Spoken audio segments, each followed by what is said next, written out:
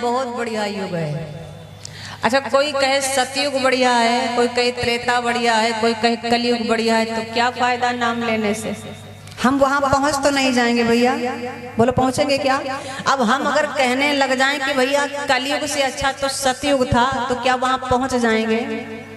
हाँ, तो अब तो जो जिस युग में हम आए हैं हमारे लिए तो वही युग अच्छा है कि नहीं? जैसे मान लीजिए किसी का बेटा है, कहते वो भाई बड़ा सज्जन है, बड़ा अच्छा है, लेकिन अब वो उनका बेटा है, हमारा तो नहीं हो जाएगा। बोलिए हो जाएगा? हमारा तो नहीं होगा। अब हमारे पास में जो हमारा है, अब चाहे अच्छा है चाहे बुरा है, सो ही हमारा है, हमको तो उसी के साथ रहना है ना। तो ये युग अच्छे थे, हम ये नहीं कहते हैं कि नहीं अच्छे थे, सतयुग त्रेता द्वापर अच्छे थे, लेकिन उनसे मेरा क्या लेना देना? हम तो आए कलयुग में, तो हमारे लिए तो कलयुग अच्छा है कि नहीं? तो इसको अच्छा मान के चलिए। कभी कभी लोग कहने लगते हैं महाराज कलयुग बड़ा खराब है। क्यों खराब है? क्यों खराब है? बोले सतयुग अच्छा है, तो पहुंच जाओ सतयुग में। हाँ, चले जाओ सतयुग में। बोले महाराज त्रेता तो बहुत अच्छा था, तो क्यों यहाँ पड़े हो? जाओ ना। लेकिन वहां तो नहीं जा सकते हो, रहोगे तो इस कलिकाल में ही। तो जहां रहना है फिर उसकी बुराई नहीं करनी, वही हमारे लिए अच्छा है। और कलयुग तो सबसे अच्छा है ही। सतयुग में प्राणी को भव सागर पार होना था, या कोई कार्य करना होता था, किसी कार्य की पूर्ति करनी होती थी, तो उसके लिए तपस्या करनी पड़ती थी। तपस्या करो तब जाके कार्य पूरा हो। जरूरी नहीं कि हो भी जाए, तपस्या करते करते चले भी जाओ दुनिया से, लेकिन फिर भी काम नहीं होता था। लेकिन कम से कम कलयुग में इस चीज से तो बचे हैं। बोलो बचे कि नहीं भैया? तपस्या करने की तो जरूरत है नहीं। अब तो सीधे बस एक ही फंडा है, जीवन में अपनाओ, भगवान का नाम लो, भव सागर पार हो जाओ। लेकिन जितना आसान युग हो गया उतना ही कठिन हो गया भगवान का नाम लेना, उतना ही कठिन है।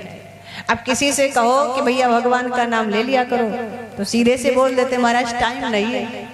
अब बताओ, इनके पास भगवान का भजन करने का टाइम नहीं है। अब टाइम कहीं से महाराज लाके देंगे आपको? हाँ, सारा टाइम आपके पास निकल आता है। कहीं आपको शादी पार्टी में जाना, बढ़िया सारा काम फिनिश करके समय से पहुंच जाओगे, वहां टाइम है कि नहीं? और कहीं आपको जाना है, वहां टाइम निकाल लोगे, काम बढ़िया मैनेज कर लोगे दिन भर के, फिर वहीं चले जाओगे। लेकिन भगवान के भजन के लिए महाराज से तो टाइम नहीं, तो महाराज कहीं टाइम लाके तुम्हें देंगे? अरे तुम्हें अपने जीवन से ही तो टाइम निकालना है। और जिसके जीवन में भगवान के लिए टाइम नहीं है, तो फिर परमात्मा जब तुम्हारे जीवन में कोई कष्ट आया, आप भगवान के पास जाओ, कहो प्रभु जरा हमारी ये बात सुन लीजिए, तो भगवान भी कहता है बेटा टाइम नहीं है। सीधी सी बात है, टाइम नहीं है। जब तुम्हारे पास टाइम नहीं हमारा नाम लेने भर को, तो मेरे पास टाइम नहीं तुम्हारी बात सुनने भर को। काय की बात है, बात तो बराबर रही ना।